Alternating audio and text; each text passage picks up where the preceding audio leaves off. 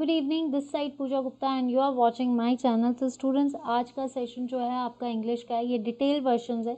अगर किसी को भी कुछ लगता है कि मैम ये चीज़ नहीं होनी चाहिए तो आप मुझे रिकमेंड कीजिए। बट मैंने इंग्लिश का पूरा सेशन जो है आपके आगे डिटेल रखा है। तो आई होप कि आपको सेशन अच्छा लगे और जितना शेयर कर सकते हैं कीजिए। कोई भी फीडबैक देना है आप दीजिए। पूरी कोशिश कर रही हूँ कि आपके आगे सेशन को लेकर आऊँ। तो चलिए शुरू करते हैं हम अपना सेशन। सेंटेंस। तो सेंटेंसेस क्या होते हैं? पहली चीज़ हमें ये पता होना चाहिए कि सेंटेंसेस क्या हैं। तो सेंटेंसेस, आपको कोई भी sentence that is called as a वाक्य, ठीक है, जो किससे बनता है? ग्रुप ऑफ वर्ड्स को जोड़ने के बाद एक मीनिंगफुल तरीका निकलता है। जैसे मैं क्या, वो तो एक नाउन हो गया या सर्वनाम हो गया। लेकिन मैं जा रहा हूँ, मुझे मैं, आप इशारा करो इधर आ और ये चीज़ दे। जब आपको पास वर्ड्स ही नहीं है, आप क्या बोल पाओगे? क्या कोई किसी को क्या समझा? किसी को भी समझाने के लिए आपको कोई सेंटेंस वाक्य बनाना पड़ता है। That is called meaningful words is called as a sentence. इसको क्या बोलते हैं हम? सेंटेंस। तो सेंटेंस जो है ये क्या है? आपका ग्रुप ऑफ वर्ड्स। तो ये सेंटेंस किस चीज़ के होते हैं? इन सेंटेंसेस को आप क्लॉज भी बोलते हो। क्या बोलते हो? क्लॉज।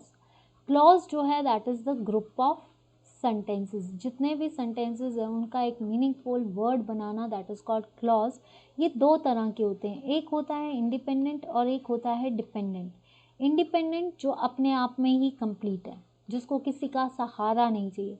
डिपेंडेंट जो कि इंडिपेंडेंट पे डिपेंड करता है। तो अगर हम सेंटेंस की बात करें तो जैसे I play cricket, it's independent कि मैं क्रिकेट खेलती हूँ, तो ये इंडिपेंडेंट है। आई like coffee because for me coffee is a stimulant. ठीक है भाई, मुझे कॉफ़ी इसलिए पसंद है क्योंकि वो मेरे लिए एक स्टिमुलेंट का काम करती है, मुझे एक्टिवेट करने के लिए काम करती है। तो ये क्या हो गया? डिपेंडेंट। तो सबसे पहली चीज़ है कि सेंटेंसेस जो होते हैं वो क्या होते हैं? ग्रुप ऑफ वर्ड्स, जिसको जो है क्लॉजेस भी बोलते हैं, और इंडिपेंडेंट। और हर क्लॉज को जोड़ने के लिए हमें कंजंक्शंस चाहिए। कंजंक्शंस भी हम आगे करेंगे, जिसमें जॉइनिंग जंक्शंस का काम करती है। तो चलिए अब हम देखते हैं कि सेंटेंसेस को कैसे पढ़ना है, ताकि आपको आज का सेशन मुझे पता चल जाएगा कि कैसा लगता है। Group of words that expresses through idea, कि जिसको हम आइडिया या किसी भी तरह से वर्ड्स को एक्सप्रेस करना, ताकि कोई भी स्टेटमेंट बन सके, किसी से हम क्वेश्चन पूछ सकें, किसी के आगे हम अपनी फीलिंग्स को रख सकें, दैट इज कॉल्ड आपका सेंटेंस। अगर आप कोई वाक्य बोलते हो, वो वाक्य किसी को कैसा लगता है? हो सकता है वो वाक्य आपकी स्टेटमेंट आपने डिक्लेयर, मुझे नहीं जाना, दैट इज डिक्लेरेशन। हो सकता है उससे से किसी की फीलिंग्स हर्ट हो, वही आपसे क्वेश्चन पूछे क्यों नहीं जाना। तो ये ऐसे वाक्य जो कोई ना कोई मतलब निकालें, that is called as a sentence. तो यहाँ पे क्या आएगा कि group of words that makes a sentence. ठीक है, ग्रुप ऑफ वर्ड्स क्या है? जो आपका सेंटेंस बनाते हैं, जिसमें आप क्वेश्चंस पूछते हो। तो सेंटेंस, सब्जेक्ट, और एक सेंटेंस किस पे डिपेंड करता है? एक जो बोल रहा है, जो काम कर रहा है, और जो दूसरा जिसके आगे वाक्य बोले जा रहे हैं। तो सब्जेक्ट दैट इज यू या मी, ठीक है। सब्जेक्ट के साथ प्रेडिकेट वर्ब भी लगेगा, ठीक है। तो I like coffee, I like is verb and coffee is predicate. तो subject, verb and predicate. Subject क्या होता है? क्या सेंटेंस है, टॉपिक क्या है? भाई जब तक आप टॉपिक, अब मैं सेंटेंस पढ़ा रही हूँ, तो अगर आपको टॉपिक ही नहीं पता तो क्या सेंटेंस बनेगा? कौन सी चीज़ आपको समझ आएगी? बस मैं लिखती जा रही हूँ, आपको कुछ समझ नहीं आ रहा, तो वो आपको चीज़ समझ नहीं आएगी। सेंटेंस, उसके बाद आपका रिएक्शन इज योर प्रेडिकेट, कि आपको कितना समझ आ रहा है, दैट इज योर प्रेडिकेट। जिस पे जो सब्जेक्ट जिसको बोल रहा है, दैट इज प्रेडिकेट। ठीक है, तो जैसे आपके इसमें जो है सेंटेंसेस को स्ट्रक्चर के बेसिस पे वो किया गया है। तो स्ट्रक्चर के बेसिस पे अगर हम बात करें तो स्ट्रक्चर के बेसिस पे 4 तरह के होते हैं: सिंपल, कंपाउंड, कॉम्प्लेक्स। यहीं से मैं आपको वर्ड से समझाऊंगी। ज़्यादा डिटेल पे आप देख सकते हैं। आपको आज का सेशन मुझे बता देना कि कैसा लगा इंग्लिश का।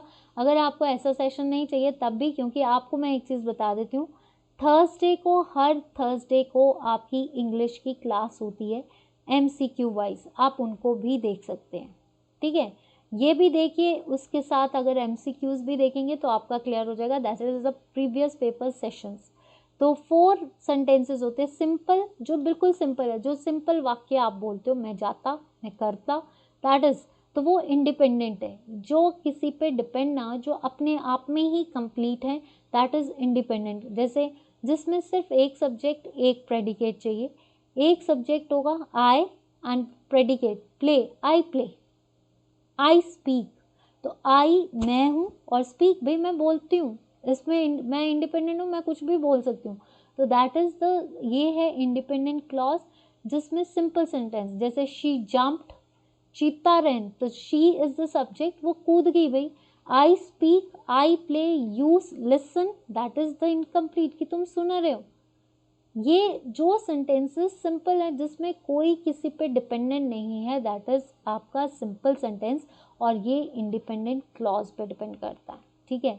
उसके बाद आते हैं कंपाउंड सेंटेंसेस। कंपाउंड क्या होता है? कंपाउंड अगर आप वर्ड से ही देखिए, कंपाउंड होता है एक से दो मिलकर बनना, एक सेंटेंस नहीं, दो सेंटेंसेस को जोड़ के बनाना इज कॉल्ड कंपाउंड, ठीक है। तो कंपाउंड दो को मिलाकर बनता है। तो दो को मिलाकर बनने का मतलब क्या है? दो इंडिपेंडेंट क्लॉजेस, दो, एक कंपाउंड हमेशा एक से दो, कंपाउंड अगर साइंस में भी बोले तो मोर देन 2 एलिमेंट्स, दो इंडिपेंडेंट, दोनों इंडिपेंडेंट है। जैसे आई प्ले क्रिकेट, ठीक है, I play cricket and she loves singing, भाई वो अपना गाना सुनती है, मैं क्रिकेट खेलती हूँ, वो गाना सुनती है, तो ये दोनों इंडिपेंडेंट है। इन दोनों इंडिपेंडेंट को जोड़ने के लिए हमें कौन सी कंजंक्शंस चाहिए? Coordinating conjunctions, coordinating conjunctions. तो ये क्या है आपकी coordinating conjunctions? But for so, sorry, but for yet, then इसके बाद आपका क्या आता है? But for yet, then and, 7 होती हैं, but for and, then yet. ये सारी जो है आपकी कंपाउंड सेंटेंसेस होते हैं। तो ये कंपाउंड सेंटेंसेस जो हैं, जैसे एंड जो है ये जोड़ता है, तो ये दो इंडिपेंडेंट क्लॉजेस को जो जोड़ता है, दैट इज कॉल्ड एंड। तो dog ate pizza but the cat drank, ये दोनों इंडिपेंडेंट, डॉग पिज्जा खाता है भाई, कैट जूस पीती है, तो इसको जोड़ कौन रहा है? कोऑर्डिनेटिंग। कोऑर्डिनेटिंग में 7 ही होते हैं। इसकी एक राइमिंग है, मुझे राइमिंग याद नहीं आ रही है, but I will tell you the in next session कि इसकी राइमिंग क्या थी। A compound sentence allow us to share a lot of sentences. देखिए, कंपाउंड सेंटेंसेस का सबसे बड़ा मतलब क्या है कि दो चीज़ों को जोड़ रहे, तो आपको दो इंफॉर्मेशन मिल रही है। तो याद रखना, कंपाउंड सेंटेंसेस में हमेशा दो इंडिपेंडेंट आपकी क्लॉजेज आते हैं, दो इंडिपेंडेंट क्लॉजेज। नेक्स्ट आता है आपका कॉम्प्लेक्स। कॉम्प्लेक्स से ही आपको अगर क्लियर करना है, 1 मिनट गाइस, मैं इसमें राइमिंग देखें।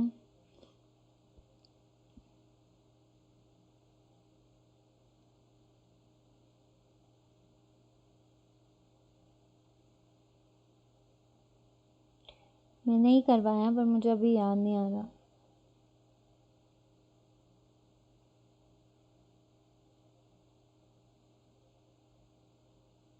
देखिए, बट और सो तो होते हैं, पर एक fan boys, yes, this is a fan boys. इसको अगर आपने याद करना है, मैंने इसलिए आपके सामने रखा है कि ये जो है आप इसको ऐसे याद कर सकते हो, फैन बॉयज। कोऑर्डिनेटिंग कंजंक्शंस को एक ट्रिक था, I forget that trick, that is fan boys. Fan, A for and, N for not, B for boys, B for but, O for or, yet for and so। तो these are the 7 ये इनको छोड़ के बाकी सारे subordinating conjunctions हैं।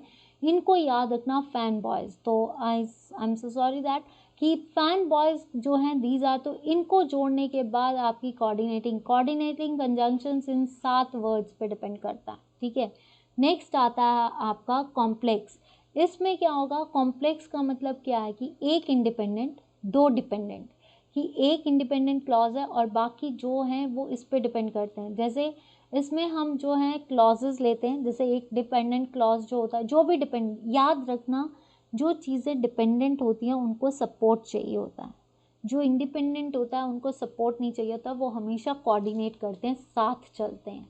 तो इसका एक रूल याद रख लीजिए, किसी भी तरह से प्रैक्टिकल लाइफ में जो इंडिपेंडेंट होते हैं उनको किसी का साथ नहीं चाहिए होता है, वो अपने आप ही सभी उनके साथ कोऑर्डिनेट करते हैं और उनके साथ आगे बढ़ते हैं।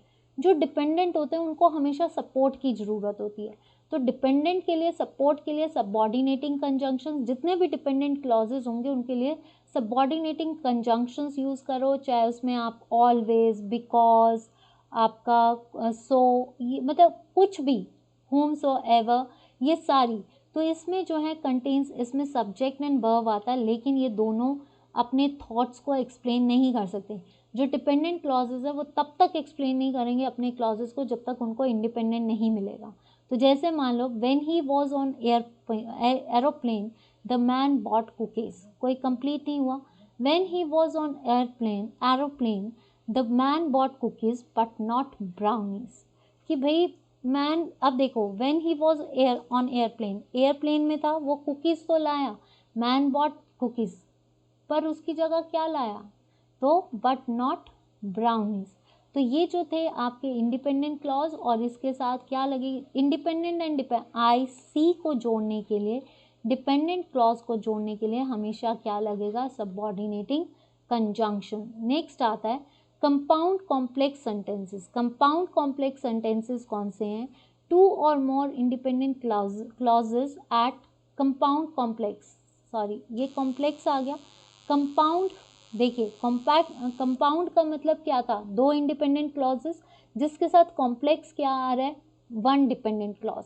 तो यहाँ पे क्या आएगा, दो इंडिपेंडेंट क्लॉजेस को जोड़ने के लिए पहले इंडिपेंडेंट एंड डिपेंडेंट जोड़ेगा, फिर उसके बाद इंडिपेंडेंट क्लॉजेस को जोड़ेगा। तो देखिए, to or more independent clauses, at least compound के अंदर, तो कंपाउंड है तो दो इंडिपेंडेंट तो होंगे, लेकिन इन दोनों इंडिपेंडेंट क्लॉजेज को जोड़ने के लिए एक डिपेंडेंट क्लॉज होना चाहिए। तो इसमें जो है, जैसे आपने कम्प्लेक्स के साथ कंबाइन मत करना, उसमें एक इंडिपेंडेंट और एक डिपेंडेंट है, यानी एक इंडिपेंडेंट दो डिपेंडेंट है। यहाँ पे कंपाउंड आ गया है, तो कंपाउंड में आपके दो और आपका एक। तो इसमें जैसे the girl smelled cookies which were baking at home so she ran all away there, the girl smelled cookies, ठीक है, which were is the subordinate, baking at home ये डिपेंड हो गया, सो ये क्या आ गया, कोऑर्डिनेटिंग कंजंक्शन, सो ये क्या आ गया, she ran all away, complete. क्यों भागी भाई, क्योंकि वो बेक हो रहे थे। तो जहाँ पे इंडिपेंडेंट, ये आपको जब प्रैक्टिस सेशंस करेंगे तो क्लियर हो जाएगा, ठीक है। अगर फिर भी लगता है कि इसमें, आप देखते हैं पर्पस वाइज ज़्यादा क्वेश्चंस पूछे जाते हैं, पर्पस वाइज आपसे ज़्यादा क्वेश्चंस पूछे जाते हैं। तो पर्पस वाइज आपके 4 सेंटेंसेस हैं। एक होता है डिक्लेरेटिव, डिक्लेयर करना। जैसे मान लो आपका रिजल्ट आया, रिजल्ट जब आता है तो स्टेटमेंट डिक्लेयर होगी, उसके बाद आप कुछ नहीं कर सकते, फुल स्टॉप है। या तो आपको रिवैल्यूएट कराना पड़ता है, या फिर जैसे मान लो आपका जेओए का रिजल्ट निकला, जेओए का रिजल्ट में कितने कैंडिडेट्स आए, फुल स्टॉप, उसके बाद आगे। जेओए का रिजल्ट जिनका रह गया उनको फुल स्टॉप लग गया, वो कुछ कर तो सकते नहीं, उनको दोबारा से तैयारी करनी पड़ेगी।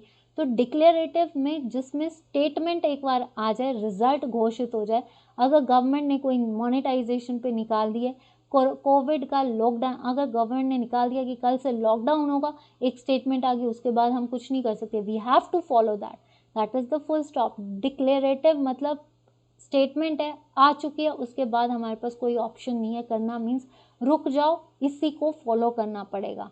तो ये डिक्लेरेटिव सेंटेंसेस हमेशा बताते हैं, पूछते नहीं हैं। डिक्लेरेटिव सेंटेंसेस हमेशा किससे ख़त्म होते हैं, फुल स्टॉप से ख़त्म होते हैं, तो ये याद रखना। इंटेरोगेटिव का मतलब होता है इंटेरो करना, क्वेश्चन पूछना। तो जब आप कोई भी, जैसे लॉकडाउन लग गया है, दैट इज़ द डिक्लेयर्ड। अब लॉकडाउन क्यों लगा है, कई बार क्वेश्चन कोई ऐसा छोटा बच्चा कि क्यों स्कूल नहीं जा रहे हैं, क्या करना है, क्यों जाना है, अगर बोलते हैं कई बार बच्चे कि स्कूल खुल रहे हैं, क्यों खुल रहे हैं स्कूल, अब भी लॉकडाउन क्यों नहीं लग रहा। तो ऐसे क्वेश्चंस आजकल बच्चे पूछते हैं। तो सबसे चीज़ है आस्क, इंटैरोगेट करना मीन्स क्वेश्चन पूछना। जब आप क्वेश्चन पूछते हो तो वहाँ पे आपका क्वेश्चन क्यों लॉकडाउन लग गया है, तो उसके बाद अब हमारे पास क्वेश्चंस क्या होते हैं, लॉकडाउन लग गया, पोस्टें आएंगी या नहीं आएंगी, ये चीज़ होगी या नहीं होगी, दिमाग में चल रहा है। इंटैरोगेट, आप कईयों से पूछते हैं, टीचर से पूछते हो, मैम इसकी जॉब निकलेगी, इसके बाद क्या होगा, तो वो चीज़ें किसी से पूछना, कुछ खंगालना, जिसमें बोल सकते हैं एक्सक्लामेटरी होता है, that is to express your feelings, feelings को एक्सप्रेस करना। जैसे आप हुर्रा है, दुख की फीलिंग्स है, जिसमें आप अपनी फीलिंग्स को बता सकें, उसके लिए साइन हमेशा जब भी सेंटेंस में ये लगे तो वो एक्सक्लामेटरी सेंटेंसेस हैं। नेक्स्ट आता है, अगर हम बात करें इम्पैरेटिव की, इम्पैरेटिव हमेशा रिक्वेस्ट, ऑर्डर एंड कमांड पे चलता है। और इम्पैरेटिव में एक चीज़ देखिए, डिक्लेरेटिव, इंटैरोगेटिव एंड एक्सक्लामेटरी में सब्जेक्ट भी होता है और प्रेडिकेट भी होता है, लेकिन इम्पैरेटिव में कभी भी सब्जेक्ट नहीं होता, कभी भी प्रेडिकेट नहीं होता, इट्स अ बेस वर्ब, सिर्फ वर्ब होती है, ओनली यू, क्योंकि आप ही बोल रहे हो, shut up, close the door, ये आप ही पिक चल रही है, आप ही कमांड दे रहे हो, तो you itself is a subject, you itself is a predicate. तो इम्पैरेटिव में याद रखना एक्सक्लेमेशन भी होती है और कमांड्स भी देते हैं। तो चलिए यहाँ तक किस किस को क्लियर हुआ है, ठीक है।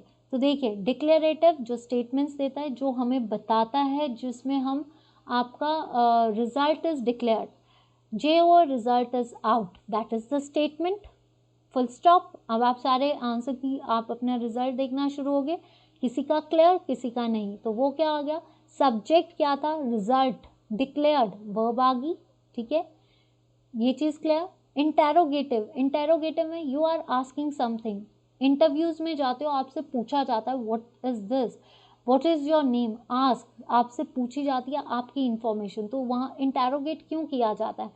क्राइम हो गया, किसी का मर्डर हो गया, अभी सिद्धार्थ शुक्ला की डेथ हुई है, सिद्धार्थ शुक्ला की डेथ होने के बाद क्या हुआ, क्वेश्चन मार्क, कैसे हुई, क्यों हुई, अभी भी उस पर खंगालना शुरू हो गया, बट रीज़न फाइंड आउट हुआ कि हार्ट फेल से हुई है, लेकिन अभी भी है कि कुछ गड़बड़ तो नहीं हुई, कोई इन्वेस्टिगेशन चलती है, कोई भी चल रही है, तो वो इंटेरोगेशन का मतलब है टू गेट द इंफॉर्मेशन। तो अगर information, what is your name, what will you do after exams, what will you do, where are you going, how are you, these are the questions, इससे आपको information मिल रही है।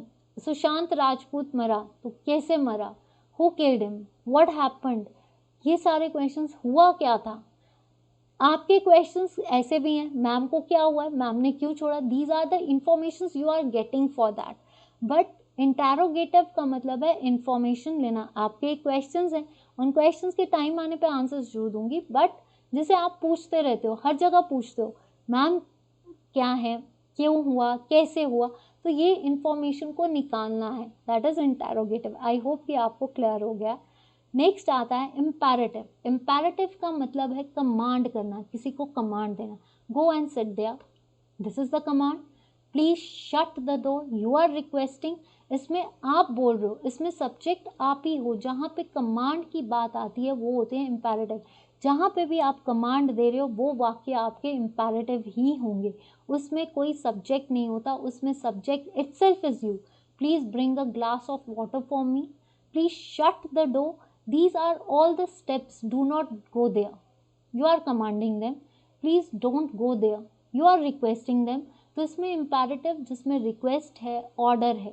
exclamatory जो होते हैं that is आपके, अब हालत ख़राब हो रही है, exclamatory जो होते हैं that is to give strong emotions, feelings देना, surprise करना, जैसे hurrah we won the match, hey we are going tomorrow, wow what a beautiful scenery is it, it's a feeling, wow what a कई बार wow what a result is that, your आपकी feeling, wow I cleared the exam, hurray I cleared, alas what happened, alas होता है दुख का, तो these are the feelings which you are expressing। तो इसके लिए क्या चाहिए, subject what, how, एडजेक्टिव लगेगा क्योंकि इंपॉर्टेंस फीलिंग्स की बताई जा रही है, नाउन भी लगता है, सब्जेक्ट भी लगता है and verb. Look at these examples, what an exciting, Shersha is very exciting, what a movie is it, what the movie is it, ये भी आप बोल सकते हो। तो इसमें आप अपनी फीलिंग्स को शो कर रहे हो।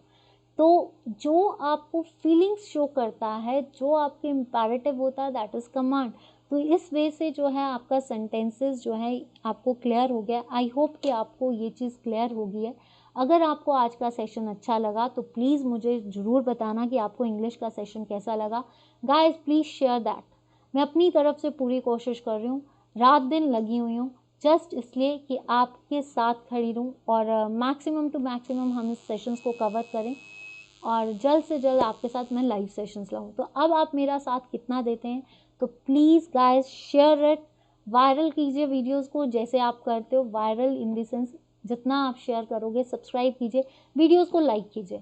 अगर अच्छी नहीं लगती, ड्रॉबैक है तो नीचे बताइए ताकि मैं उसको इम्प्रूव करूँ। ये मेरे पहले सेशंस थे, आपके पहले सेशन से ही मुझे फीडबैक मिलेगा और मोटिवेशन मिलेगी। आपका फीडबैक अच्छा नहीं होगा तो मेरे को कोई मोटिवेशन नहीं मिलेगी, मेरी मेहनत सफल नहीं होगी। तो please share it, like it and वो कीजिए। अगर मुझे लगेगा कि मेरे लिए हैक्टिक या कोई शेड्यूल्स हैक्टिक हो रहे हैं तो मैं शफल कर सकती हूँ, बट अभी तक मैं कोशिश कर रही हूँ कि कोई भी चीज़ हिले ना। बट फिर भी अगर कुछ हुआ तो मुझे वो डिपेंड करेगा टाइम पे। तो अगर आपको सेशंस अच्छे लगते हैं तो please like share and this. Thank you so much. This side Pooja Gupta and stay fit stay healthy. अब आपका सेशन है 7 से 8 का सेशन, प्लीज़ गाइस देखना मत भूलना। हिमाचल जीके का सेशन है, स्टैटिक जीके का सेशन है, उसको देखिए। और 8 से 9 हिमाचल जीके और 9 से 10 प्रैक्टिस सेशंस। तो देखते हैं आज के सेशंस आप कैसे देखते हैं, शेयर करते हैं।